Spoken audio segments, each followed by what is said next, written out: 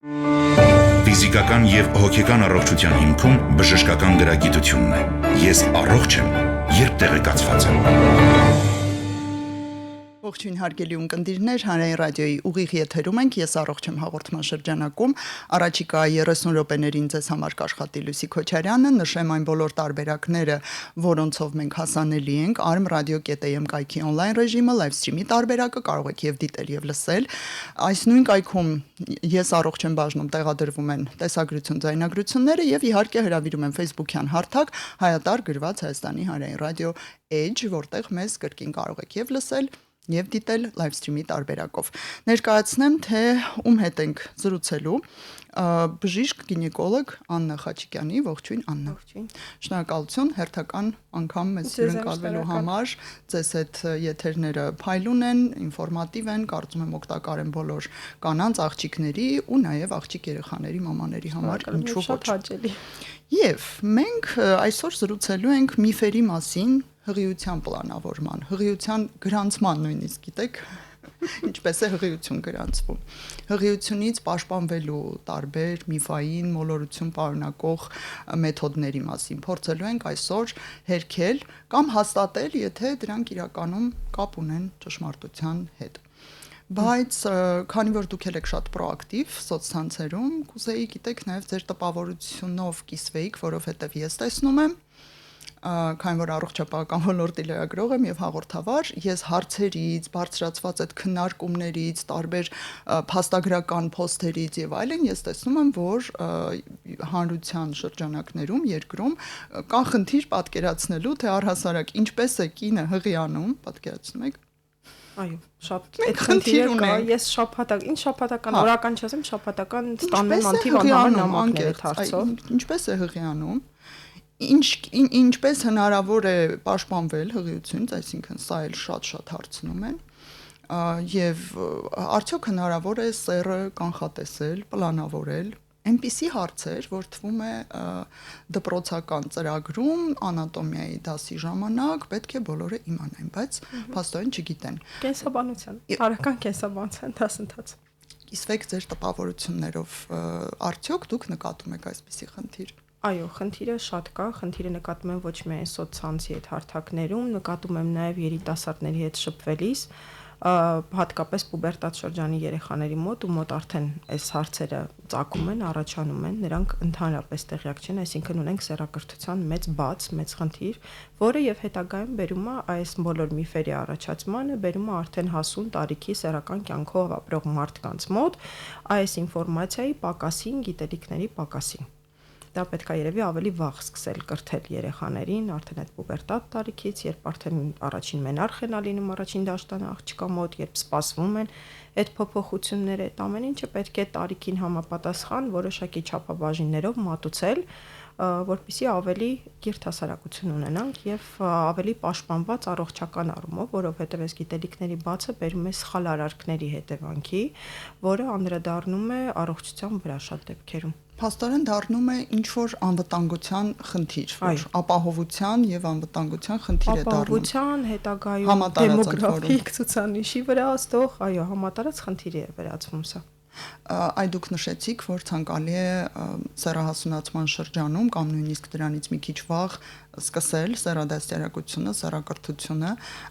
ճիշտ է արդյոք, որ մենարխի տարիքը բավականին իջել է մեր օրերում եւ առաջ եթե մենք լսում ենք 12 տարեկան ենք համարում, հիմա 10-ից շատ հաճախ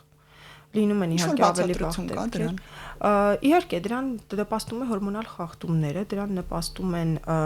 մեր սննդային, մեր կեղտոտ միջավայրը, երեխաների սխալ սննդակարգը, սննդակերպը, ապրելակերպը, որովհետև հիմա շատ ենք հետևում դրսում հա երեխաներին արդեն իսկ ավելորդ քաշով։ Այն փոքրիկ տարիքի երեխան, որ պետքա լինի նիհար, ակտիվ, վազվզի, էներգիա ծախսի անընդհատ իր այդ շարժումները, ինքը նստած հեռախոսի առջև, գadgetների առջև, ինքը սնվում է ձեռքի տակ օրինակ հայտնված չիփսերով, դոնացներով, KFC-ներով եւ այդ ամեն ինչներով, ել չեմ ասում, որ այդ ամեն ինչը բերում է հորմոնալ խախտումների, բերում է ճարպակալման այդ տարիքում, այդ ճարպակալումն է հետագայում, երբ արդեն պետքա ձևավորվի մեր մոտ դաշտանային ցիկլը, ճիշտ աշխատեն հորմոնները, արդեն սկսվում է հորմոնալ խախտում ու ծնողները ստիպված սկսում են այդ երեխային տանել բժիշկների, բուժել կամ ծնողներ էլ կան, ովքեր չեն պատկերացնում դրա լրջությունը, մտածելով, որ դա լավ տարիքային է, հեսա կանցնի, ու հետո արդեն 15-16 տարեկանում, եթե ոչ ավելի ուշ, լինում են դեպքեր, երբ մեզ դիմում են նույնիսկ էլ ավելի ուշ, ասենք 17 տարեկան աղջիկ, ով դեռ դաշտան չի տեսել, ես ունեմ այդպիսի բացեր։ Աստորեն կամ դաշտան երկար ժամանակ չունենալը կամ շատ վաղ սկսվելը, երկուսն էլ ուշադրության արժանի են։ Կարող են կապ ունենալ։ Այդ դեպքում նշանակում է, որ դուք առաջարկում եք սեռակրթություն եւ սեռադաստիարակություն երեխային փոխանցել մոտավորապես 9 տարեկանից, այդպես է ստացվում։ Մի քիչ վաղ։ Այո, մի քիչ վաղ։ Արդյոք ընդունակ են երեխաները այսպիսի ինֆորմացիա վերցնելու, վերամշակելու, մտապահելու, ձեր տպավորություն դուք շատ եք շփվում։ Նայած ինչպես կմատուցես, ես ինքս կարող եմ ասել իմ երեխաների օրինակով, ես եւ տղայիս եւ աղջկաս, ովքեր հիմա պուբերտատ տարիքում են գտնվում, երկուսին էլ աստիճանաբար մատուցել եմ այդ ինֆորմացիան ու առաջինը տղայիս, քանի որ ավագը նա էր, դա պատմել եմ, բացատրել եմ զուտ նրա համար, որ հետագայում, եթե դասարանում իր ընկերների շրջապատում աղջիկների մոտ այդպիսի ինչ որ մի երևույթ լինի, նկատի, փոփոխություն նկատի կամ ինչ որ, չգիտեմ, արտարոց դեպք նկատի, որ պատահում է։ Այդ տարիքում հատկապես ցավոք սրտի շատ աղջիկներ պատրաստ չեն լինում դրան, նրանք տեղյակ չեն լինում, դա շատ կարևոր, որ գոնե որդիս իմանա ու դա չվերածվի բուլինգի, դա չվերածվի այո, որտեվ շատ են հիմա հանդիպում այդպիսի դեպքեր, որ նա դրան ադեկվատ մոտենա եւ հասկանան, որ դա հիվանդություն չի, իմ համար սարսափելի է, երբ դաշտանային ցիկլին ասում են հիվանդություն, հիվանդություն չի, դա առողջություն է, դա հենց այդ կանոնավոր դաշտանային ցիկլը խոսում է քո առողջ լինելու մասին, քո առողջ կին դառնալու հետագայում, առողջ հորմոնալ ֆոնի եւ հետագայում մայրության ֆունկցիան կատարելու հնարավորության մասին, այսինքն դրան չի կարելի վերաբերվել որպես ախտաբանություն, դա բնություն է, դա առողջություն է, դա ի վերջո գեղեցկություն է հաղորդելու, կյանք է հաղորդելու։ Ընդհանուր առմամբ մեզ ոնց որ ամեն ինչ կանոնակարգված լիարժեք մեր առողջության գրավականներից մեկն է։ Հիմա հասկանանք, արդյոք հնարավոր է հղիություն գրանցվի մենարխեից հետո ցանկացած պահի։ Ամենասկզբից սկսենք, թե հղիություն գրանցվելու հստակ տարիք կա օրինակ։ Չէ, հնարավոր է։ Արդեն իսկ այն պահից սկսած, երբ աղջիկա մոտ տեղի ունենում օվուլյացիա, որտեղ հղիության ամենակարևոր նախապայմաններից մեկը հենց օվուլյացիան է։ Եթե մեզ պետք է երկու, զուգընկեր է պետք կարական եւ իգական սեռի հղիություն հաստատելու համար։ Մի հատ պատմեք էլի ինչպես է հղիությունը հաստատվում։ Եվ մեզ պետք է որպեսզի սեռական սեմնաբջիջները հանդիպեն ծվաբջին նրանք հանդիպում են միայն օվուլյացիայից հետո եւ համապատասխան առողջ երկու պարագայում էլ առողջ ծվաբջիջ եւ սեմնաբջիջ ունենալու դեպքում տեղի ունենում նրանց միաձուլումը, առաջանում է զիգոտան, որը անցնում է որոշակի ճանապարհ, իմիջիայլոց բեղմնավորումը տեղի ունենում արգանդափողերում, դրա համար շատ կարեւոր է նաեւ արգանդափողերի կարգավիճակը, առողջ վիճակը։ Դրանից հետո տվյալ էմբրիոնը տեղափոխվում է արգանդի խոռոչ, որտեղ իմպլանտացվում է իրեն ամենահարմար հատվածում, ինչի համար եւս պետք է նպաստավոր պայմաններ, այսինքն առողջ արգանդի խոռոչ, էնդոմետրիումի բավականաչափ հաստություն։ Արգանդի պատերը։ Այո, փոքր թարգման ենք, այո, պետք է այս ամենի նորմալ կարգավիճակ։ Այո, պայմանները պետք է լինեն նպաստավոր հղիության համար։ Դրա համար ինքը շատ բարդ ֆիզիոլոգիական process է։ Իհարկե կան մարդիկ, ում մոտ փառք Աստծո այդ ամեն ինչը շատ հեշտ է տեղի ունենում, բայց վերջին շրջանում մենք բոլորս գիտենք, որ արտամարմնային բեղմնարման դիմող կանանց թիվը, զույգերի թիվը շատ շատացել է, նույնիսկ պետական ծրագիր ունենք դրա հետ կապված, որովհետև հղիությունը, բեղմնավորումը, հղիության կրելախախտերն են շատացել, եթե նույնիսկ բեղմնարում տեղի ունենում, ապա կրելախախտը ինչպես պատկերացնենք սա։ Հղիությունը չի պահպանվում, տարբեր ժամկետներում տեղի ունենում հղիության ընդհատում, հիմնականում վաղ կրելախախտերն են լինում, մինչև 6, 8, 12 շաբաթական, առաջի եռամսյակի շրջանակներում։ Եվ այս ամեն ինչը գալիս է նույնպես առողջական հորմոնալ վիճակից, սկսած էկոլոգիական պայմաններից, ընդունած սնունդից։ Հիմա պատկերացեցինք ինչքան պայմաններ են պետք, որպեսզի այդ հղիությունը տեղի ունենա։ Եվ շատ սովոր են միշտ մեղադրել կնոջը հղիության բացակայության դեպքում։ Դեռ կա այս մշակույթը նկատում եք։ Այո, դեռևս ցավոք կա, որտեղ շատ են խոսում։ Վաղուց մենք գիտենք, որ 50-50 է, այսպես ասած, մեղքը բաժանվում կնոջ եւ տղամարդու միջեւ, այսինքն հղիության բացակայության դեպքում պետք է ստուգվեն զույգից երկուսն էլ պարտադիր։ Իսկ ինչը վերաբերում է միֆերին, երկու առողջ երիտասարդ, հա, զույգը անհատները, եթե ուզում են պաշտպանվել, դա պետքա լինի շատ գիտակցված ու պետքա լինի շատ ճիշտ, որովհետև հնարավոր հղիությունից կարելի է խուսափել մի քանի հստակ տարբերակներով։ Մնացած միֆերը, որոնք շրջանառվում են, ի վերջո շատ դեպքերում հանգեցնում են անցանկալի հղիության, այդ անցանկալի հղիությունը հանգեցնում է անցանկալի հետևանքների, ընդհատումների, որոնք ցավոք սրտի են մարդիկ, ովքեր ստատիստիկային հետևում ենք բժիշկները, ովքեր տեղյակ չեն ճիշտ պաշտպանման մեթոդներից, իրանք նաև ճիշտ որոշում չեն ընդունում այդ հղիությունը օրինակ հեռացնելու պարագայում։ Իրանք էլի դա անում են այստեղից այնտեղից լսած ինֆորմացիայով, այստեղից այնտեղից մի կերպ ձեռք բերած դեղորայքով, հետո պրոֆուզ արյունահոսություններով, առատհատ արյունահոսություններով հասնում են մի կերպ հիվանդանոց, դիմում են բժշկի, որտեղ արդեն ելքը բժշկից էլ չի կախված։ Իհարկե աշխատանքը օրգանիզմից, ընդունած դեղաչափից, հղիության ժամկետից այդ փուլում, արդյոք այդ հղիությունը արգանդային ա եղել, նույնիսկ շատ դեպքերում ստուգած չեն լինում այդ դեղերը ընդունելու դեպքում, արդյոք խռոչում ա եղել հղիությունը։ Եվ այսպիսի մի շարք դեպքեր, որը հետագայում արդեն վերջ է այդ կնոջ ճակատագրի վրա անդրադառնալու առողջության եւ ճակատագրի։ Դրա համար շատ կարեւոր է այդ ինֆորմացիային տիրապետելը, լիարժեք։ Փաստորեն ստացվում է, որ մեկ հասարակ գիտելիք չունենալուց ձնագնդիկի էֆեկտով գնալով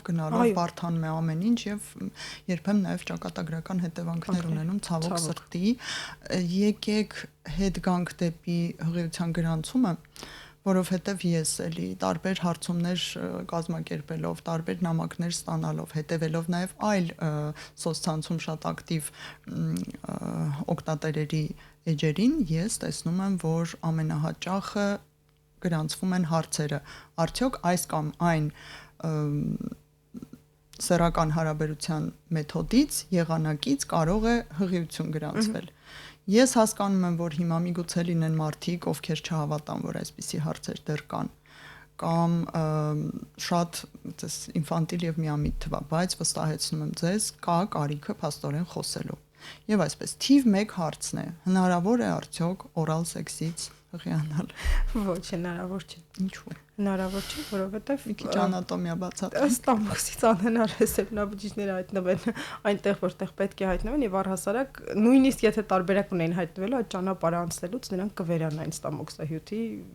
ֆերմենտների ազդեցությամբ այդ մեկ։ Երկրորդը այնտեղ ուղիղ ճանապարհ չկա։ Երկրորդ այդ այնց ամենահաճախ տրվող հարցը, այլ ոչ ստանդարտ սեռական հարաբերության պարագայում հնարավոր է թե չէ դա անալ հարաբերություններն են։ Այս պարագայում էլի որպես այդպիսին չէ, հնարավոր չէ միայն այն պարագայում, եթե մենք չունենանք սերմնահեղուկի հետ հոսք, քանի որ տվյալ անատոմիական անցքերը գտնվում են իրար շատ մոտ, այդ դեպքում հետ հոսքի պարագայում, եթե սերմնահեղուկը հայտնվի հեշտոցի մոտ, մակերեսին, որից հետո արդեն սեռական կյանքը շարունակվի նորմալ հունով, հա, այդ դեպքում հնարավոր է սերմնաբջիջները հայտնվեն արդեն հեշտոցում, որի հետևանքով եւ գրանցվի հղիություն, բայց դրա հավանականությունը շատ փոքր է, բայց նշենք, որ միևնույն է կա։ 0 չէ, շատ փոքր է եւ դա չի նշանակում, որ հենց անալ հատվածից սեռական հարաբերությամբ կարելի է հղիանալ։ Այդպես հնարավոր չէ, բայց արդեն դրանից բխող հետևանքներից երբեմն լինում են դեպքեր գրանցվում են։ Հնարավոր է նաև ոչ լիարժեք ինտրոյեկցիայի, այսինքն առանց դեֆլորացիայի, երբ պահպանված է կուսաթաղանթը, գրանցվի հղիություն։ Սա էլ երրորդ, դուք լավ տեղեկացված եք, փաստորեն այս հարցերից ամեն օր ստանում եք այս հարցերը, որովհետև հաջորդ հարցը սա է, որ եթե կուսաթաղանթը վնասված չէ, ուրեմն հնարավոր չի հղիանալ։ Նախ խոսենք նրանից, որ կուսաթաղանթը կարող է չվնասվել, նույնիսկ լիարժեք սեռական կյանքով ապրելու պարագայում, լինի շատ առածկական, լինի խորը տեղավորված, լինի լուսնաձև եւ դրա պատճառով օրինակ պատրվածք տեղի չունենա։ Եղել են դեպքեր, երբ նույնիսկ ծննդաբերության ժամանակ հատվել է կուսաթաղանթը։ Այսպիսով հնարավոր է շատ հղիություն էս պարագայում, հնարավոր է նաև ոչ լիարժեք ինտրոյեկցիայի պարագայում սերմնահեղուկի ներթափանցումը հեշտոց, որի հետևանքով գրանցվի հղիություն։ Այսինքն սա էլ երաշխիք չէ։ որ հղիություն չի գրանցվի կուսաթաղանթի արկայությունը։ Հիմա հղիությունից պաշտպանվելու ամենամեծ միֆերին եմ ուզում անդրադառնալ։ Նախապես հեշտոցում տեղադրվող որևէ քսուկ, մոմիկ ավելի ճիշտ նյութ, սպերմիցիդ մոմիկների մասին է խոսքը։ ահա, կամ Դրանք քսուկներ, պաշտպանության մեխանիզմներից, եթե օրինակ վերցնենք հնգյակ, կդնենք 4-5-րդ տեղը, որովհետև նրանք այդքան էլ արդյունավետ չեն։ Ամենաարդյունավետը, ես միշտ մենք սեռակրթության դասեր հիմնական դպրոցներում երբեմն հաճախում ենք, կարդում ենք, ասում ենք, որ լավագույն տարբերակը պատնեշային մեթոդներից դա պահպանակն է։ Ինչու, որովհետև պահպանակը միակն է, որ ունի հնարավորություն պաշտպանել նաև փոխանցվող սեռական վարակներից, ինչպես նաև հիմա շատ բոլորս ճանաչում ենք HPV վիրուսի, լսել ենք նրա մասին, նաև վիրուսի փոխանցումից։ Այսպիսով լավագույն տարբերակը պաշտպանության, եթե եւ ուզում ենք սեռապես փոխանցվող հիվանդություններից եւ հղիությունից անցանկալի պաշտպանվել, դա պահպանակն է։ Դե տեսեք, մենք մեծ խնդիր ունենք պահպանակի հետ կապված տղամարդկանց վերաբերմունքի, այսպես վերաբերմունքով։ Եվ դուք երևի ինքներդ էլ ձեր փորձից ձեր սենյակում բազում անգամներ լսում եք, որ դե, հա, գիտենք, որ դա է պաշտպանությունը հղիությունից կամ սեռավարակներից, բայց ամուսինը կամ զուգընկերը խստիվ հրաժարվում են դրանից օգտվել։ Հետևաբար ինձ ասեք այլ տարբերակ, որ ես չհղիանամ։ Այս պարագայում սովորաբար այդ զույգերը օգտվում են ընդհատված սեռական ակտից, որը Սա ամենատարածված մեթոդներից է, որի արդյունավետությունը էլի շատ ցածր է։ Մոտավորապես որքան տոկոս 50-ից անց է թե 50-ից, չէ, 50-ից մի փոքր ավելի ցածր կասեմ, հղիության հավանականությունը հստակ թիվ չեմ կարող նշել, որովհետև չեմ ճշտել, չեմ ուզում սխալ ինֆորմացիա փոխանցել, բայց էլի հավանական է, որովհետև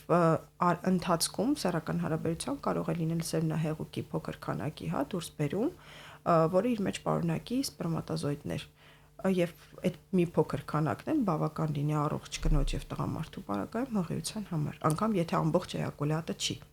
Ու չնայած որ դուք նշեցիք բազմաթիվ քայլեր, թե ինչպես պետք է ճակատագիրը, բոլոր աստղերը, մոլորակները դասավորվեն այս բոլոր փուլերում, որ վերջապես հղիություն գրանցվի, բայց մենք ունեցել ենք դեպք, որ կիտրոն ենք հեռացրել նույնիսկ, որը չէին կարողանում հանեին, որը դրել էին նպաստելով թթվային միջավայրի ավելի կայունացմանը, որպեսզի սերմնաբջիջները կայուն չունեն այդ միջավայրում եւ հղիություն տեղի չունենա։ Ուզում ասեմ, այնպիսի մեթոդներ են կիրառում շատ կրեատիվ, որոնք իրոք հետո անդրադառնում են առողջության վրա, հետո սկսում ես pH վերականգնել, սկսում ես կոլպիկներ բուժել, ցերվիցիտների վերջը դրանից հետո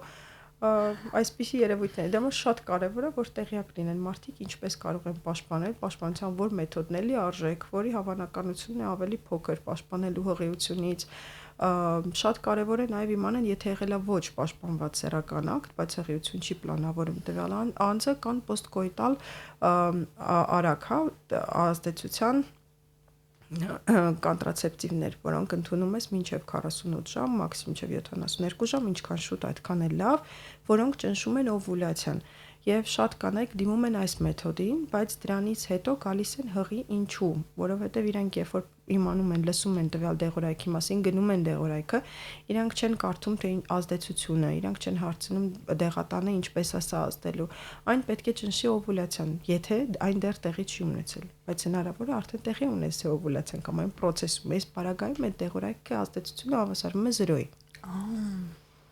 Այսինքն ոչ բոլոր դեպքերում է, որ հետ կոնտակտային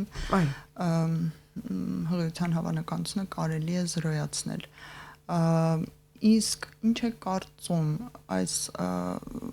բացի պահպանակից հաջորդ ամենավստահելի մեթոդը հիմա բժշկագիտությունը որն է համարում։ Սերթով եթե գնանք։ Հիմա շատ կան, հիմա ունենք իմպլանոններ, ենթամաշկային տեղադրվող հորմոնալ հատուկ, հա, հակաբեղմնավորիչներ են, որոնք հորմոնների ազդեցությամբ անցնում են նույնպես ինչպես կոմբինացված օրալ հակաբեղմնավորիչները, որոնք ընդունում են, պերորալ, խմում են։ Տարբերությունն այն է, որ սա մեկ անգամ տեղադրվում է եւ դու մոռանում ես նրա գոյության մասին, այդպիսի պարույրի պես, պարույրի պես, ներարգանդային պարույրի պես, բայց ենթամաշկ է տեղադրվում, ոչ թե արգանդի խորոջ։ Իսկ սրա կողմնակի էֆեկտները նույնպիսին են, ինչպիսին պարույրին, օրինակ պարույրինը շատ ենք լսում, որ ինչ-որ խնդիրներ են առաջացնում եւ օրգանիզմը չի ընդունում եւ այլն։ Ես անձամբ այդպիսի բողոքներ ինչ-որ բարբերաբար կարդում եմ։ Յուրաքանչյուր հակաբեղմնավորիչ մեթոդի դեպքում մենք ունենք որոշակի հակացություններ, որոշակի հավանականություն, որ կարող է լինել խնդիր։ Դա փոքր տոկոս է կազմում, բայց կա դրա համար անհրաժեշտ է լիարժեք ստուգում։ Եթե հորմոնալ ստատուսը կայուն է, եթե չունենք հակացություններ, եթե դրա համար անպայման ստուգվում է կրծքագեղձը, վահանագեղձը, հորմոնալ ստատուսը, նոր դրանից հետո տեղադրվում են հորմոն պարունակող պարույրները եւ նույն այդ իմպլանոնը, որովհետեւ պարույրները նույնպես առանձնացնում են հորմոնալ կարող են լինել եւ ոչ հորմոնալ։ Հորմոնալները դրանք բոլորին հայտնի Միրենան է, որը կիրառվում է նաեւ հատուկ ցուցումով, այսինքն ինքն ունի նաեւ բուժական էֆեկտ ադենոմիոզների, էնդոմետրիոզների ժամանակ, առատ արյունահոսությունների, առատ դաշտանների ժամանակ, որոնք բերում են, երկաթդեֆիցիտային անեմիաների կանանց Այս պարագայում ցուցված է հորմոնալ պարույր։ Եթե ցուցում չունենք հորմոնալ պարույրի, կինը իր ցանկությամբ կարող է տեղադրել էլի լիարժեք ստուգվելուց հետո եւ իհարկե արդեն տեղադրում է սովորական ներարկանդային պարույրը, որը չունի հորմոնալ շերտ, չի պարունակում, հորմոններ չի արտադրվում, այն հանդիսանում է արդեն աբորտիվ մեթոդ, որովհետեւ այն թույլ չի տալիս, որպեսզի բեղմնավորված ձվաբջիջը իմպլանտացվի։ Գոյատևի այսպես ասած ասած գոյատևումը չի կարողանում կպչուն հատվածը գտնել իր խոչընդոտների պատճառով եւ հեռացվում է ինքն իրան, ինչի պատճառով արդեն սկսվում է նորից դաշտանը։ Այս պարագայում ունենք որոշակի խոչընդոտներ, որովհետեւ կան կրոնական որոշակի մոտեցումներ, օրինակ, որոնք թույլ չեն տալիս պարույրների վերաբերյալ, քանի որ այն համարվում է աբորտիվ մեթոդ։ Այսպիսի խնդիր ենք մեկ ունենում, ունենք պացիենտներ, որոնք դրա պատճառով են հրաժարվում պարույրից, ելնելով իրենց կրոնական եւ ինչ որ հավատքային համոտեցումներից։ Մյուս տարբերակը արդեն կոմբինացված օրալ հակաբեղմնավորիչներն են, ինչպես նշեցինք, դրանք խմում են յուրաքանչյուր օր, ամեն օր նույն հաբը խմում է, նույն ժամին, ստաբիլ։ Այստեղ մի շատ կարևոր հարց, այ տեսեք, եթե պարույրը կամ այդ ենթամաշկային տարբերակը կինը տանը դժվար թե կարողանա անել, հաբերը ազատ վաճառքի են, կարելի է մտնել դեղատուն եւ ասել ինձ մի հատ որևէ տարբերակ տվեք ու դեղատան աշխատակիցն էլ իր ճաշակով, այսպես ասած, որևէ բան տա։ Սա որքանով է թույլատրելի եւ որքանով է ապահով։ Ապահով չէ, որովհետև ինչպես նշեցինք, սա եւս ունի իր հակացությունները եւ ունի իր վտանգները։ Մենք օրալ հակաբեղմնավորիչների պարագայում, եթե կինը լիարժեք հետազոտված չէ, օրինակ կրծքագեղձում, եթե կա գոյացություն, այս ամեն ինչը կարող է չէ նպաստել, որպեսզի այդ գոյացությունը ձևափոխվի, խթանվի։ Դրա համար անպայման մինչև յուրաքանչյուր տեսակի հորմոնալ դեղորայքի ընդունում անհրաժեշտ է լիարժեք ստուգում, հետազոտություն, ինչպես նաև օրալ կոմբինացված օրալ հակաբեղմնավորիչները իրենց ընդունման երկրորդ ամսում հասնում են արյան մակարդելիության արյան խտացման պիկին են հասնում, որից հետո նորից կորը նվազում է։ Բայց խնդիր ունեցող մարդու համար դա կարող է դառնալ ճակատագրական։ Այսպիսով օրալ հակաբեղմնավորիչների ընդունումից առաջ բացի սոնոգրաֆիաներից, եթե տարիքային մամոգրաֆիա եւ այլն, կրծքագեղձ, վահանագեղձից նաև արյան ստատուսը պարտադիր ստուգում է։ Որ սա էլ ինքնուրույն կինը չի կախված այդ։ Դրա համար, եթե կինը լիարժեք ստուգված է, արդեն մի քանի ամիս ընդունում է, դա թարեցրել էր եւ երկար ժամանակ չի անցել դրանից, ինքը նորից վերադառնում է իր հակաբեղմնավորիչին, որ նշանակված էր բժշկի կողմից, դա ուրիշ բան է։ Բայց եթե կինը առանց ստուգման, առանց ոչ մի բանի, պարզապես լսել է, որ դա կոմբինացված հակաբեղմնավորիչ է։ Դա ընկերուհին խմում է, ես էլ սա միանշանակ սխալ մոտեցում։ Որքան կարելի է ընդունել այս օրալ հակաբեղմնավորիչները, դրանք ունեն ինչ որ սահման, որ գիտեք, ցանկալի է 5 տարին չանցնել կամ 3 տարին, նման մի բան։ Կախված է դա, նաև կախված է թե ինչ բաղադրություն է իր մեջ պարունակում, որտեղ ունենք տարբեր։ Այո, ես օրինակ կողմ չեմ դրան շատ երկար կիրառմանը, հատկապես հիմա ինչ որ sense հաճախ նկատում եմ, հատկապես սովետական այդ դպրոցի, ոչ Հայաստանի ընդ որում, մեր մոտ բոլորը շատ ավելի ժամանակակից մոտեցում են իմ գոլեգաները Հայաստանում ցուցաբերում այս հարցին, բայց շատ ունեմ Ռուսաստանի Դաշնությունից բուժառուներ, ովքեր տարիներ շարունակ ընդունում են կոկերը եւ դրա պատճառով հիմա ունեն խնդիրներ, որովհետեւ կոկերի այդքան երկարատև 5-6 տարի անընդմեջ ընդունելուց հետո, դադարեցումից հետո ունենք ձվարանների ակտիվացման խնդիր։ Շնորհակալություն եւ վերջին մեր րոպեներին հասցնենք անդրադառնալ նաեւ պտղի սերի պլանավորմանը, որը որի մասին էլի շատ է խոսվում, բայց այս վերջերս համացանցում լայնորեն պատտվում էր այդ փաստա վավերագրական լուսանկարչի գրառումը, ով հավաքել էր ահա այսպիսի ինֆորմացիա պարունակող սկրիներ։ Փաստորեն մեր երկրում դեռ կա սերով պայմանավորված ընդհատումների խնդիր եւ ըստ այդմ, որպեսզի չհարվի ընդհատում, փորձում են պլանավորել սերը, որ օրինակ անպայման տղա ստացվի։ Ինչ կասեք այս մասին։ Բոլոր պլանավորման մեթոդները, որոնք հաշվարկվում են ելնելով օվուլյացիայից, արյան թարմությունից, չգիտեմ ինչից, այդ դրանք բոլորը ապացուցողական բժշկությամբ հիմք չունեն։ Դրանք բոլորը որոշակի ինչ-որ հետազոտությունների, սիստեմատիկ հանդիպող համընկնումների արդյունքում ձևավորված տոկոսային հավանականություն է, օրինակ եթե օվուլյացիայից առաջ է լինում հարաբերությունը սեռական, ելնելով այն փաստից, որ X քրոմոսոմները ավելի երկարակյաց են, իսկ Y-ները ավելի ակտիվ են, եթե լինում է մինչև օվուլյացիան հարաբերությունը, Y քրոմոսոմների արդեն մահանում են, իսկ X-երը քանի որ ավելի երկարակյաց են, պահպանում են իրենց ակտիվությունը եւ հավանականությունը մի փոքր ավելի մեծ է ունենալ իգական սեռի երեխա։ Սա այսպես միջնորդավորված երկար քայլերով ենթադրվող ինչ որ վարկած է, որը փաստորեն մենք ունենում ենք սրա վրա հիմնվելով փորձեր համընկնումներ լինում են, բայց դե 50-50% 2 սեռ են, ամենը ուզես չուզես այդ համընկնումները լինելու են։ Այնպես որ սա միակ տարբերակը սերը նախապես պլանավորելու դա արտամարմնային բեղմնավորման մեթոդն է։ Այլ մեթոդ գոյություն չունի հստակ իմանալու թե ինչ սերի երեխա ես դու ունենալու։ Դու կարող ես արդեն հղիության հաստատված հղիության պարագայում 6 շաբաթ եւ ավելի մեծ ժամկետում արյան միջոցով ԴՆԹ-ի պարունակությամբ որոշեն սպասվող երեխայի սերը մինչև ուլտրաձայնային հետազոտությամբ հաստատումը։ Իսկ դա որքանով է համընկնում, որքանով է ճշգրիտ, այդքան մեծ դա լաբորատոր հետազոտություն է, այո։ Բայց ես այս մեթոդին դեմ եմ դրա կիրառմանը, որովհետև դա ի վերջո էլի բերում է, այսինքն այն օրինագիծը, որ մենք ունենք, որ մինչև 12 շաբաթական սեր չենք ասում, որ սերով պայմանավորված արդեն ստացվում է շրջանցել, այո, ու ես հատուկ ես վերջերս իմ մեջում են յութեի տեղադրել ու շատ մեծ բուրըն քննարկումների դարավ 10 քանի հազար դիտում էր առաջին օրում հավաքել, որ աղջիկներն են փոխանցում միտոխոնդրիալ ԴՆԹ-ն իրականում եւ այդ միտոխոնդրիալ ԴՆԹ-ն կարող են միայն աղջիկները փոխանցել։ Ինչ է այդ միտոխոնդրիալ ԴՆԹ-ը։ Միտոխոնդրիալ ԴՆԹ-ն ինքը ԴՆԹ-ի այլ կարելի ասել շղթա է, որը պարունակում է սպիտակուցներ, քան մեր կորիզային ԴՆԹ-ն։ Կորիզային ԴՆԹ-ն մուտացիաների է ենթարկվում, փոփոխվում է, հատկապես արական սեռի քրոմոսոմով փոխանցված ԴՆԹ-ն ինքը մուտացիաների ենթարկվում եւ տարիներ անց մի քանի սերունդ անց իրեն շատ քիչ ինֆորմացիա է մնում։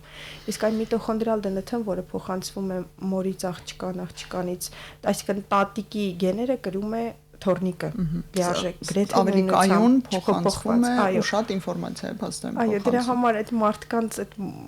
մոլի ցանկությունը միայն արական սեռի երեխա ունենալ ընդհանրապես չեմ հասկանում, հատկապես որպես ժառանգ, որովհետև վաղուց գիտությունը դա ապացուցել է,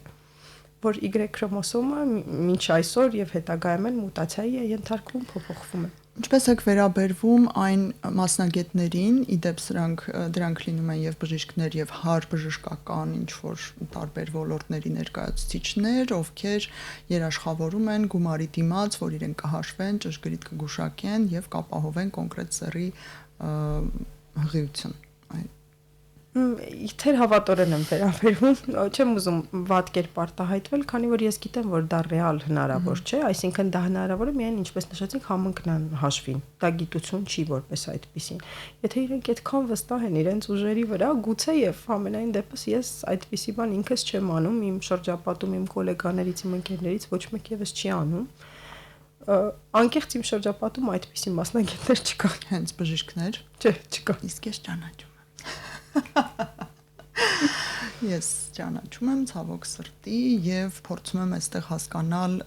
շարժիչ ուժը ինչն է, մարքեթինգն է, թե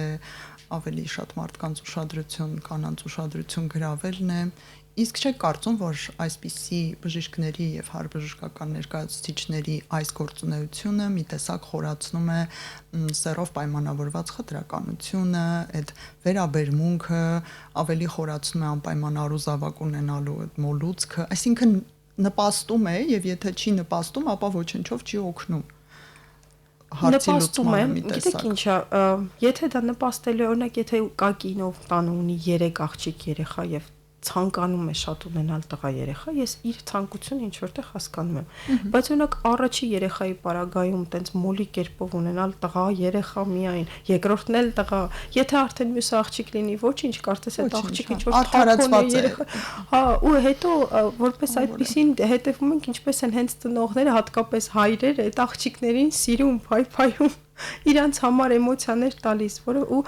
բայց այս մեր ժամանակակից սերունդը միջին տարիքի երիտասարդները 25-30, ես այդպիսի բան էլ չեմ նկատում։ Անկեղծ, ես հիմա շատ ունեմ երիտասարդ զույգեր, ում համար ընդհանրապես սեռը կապ չունի, նույնիսկ հայրիկները շատ սպասում են աղջիկ երեխա ունենալ։ Նկատում եմ այդպիսի միտում, բայց կարծում եմ նաև ձեզ դիմող պացիենտները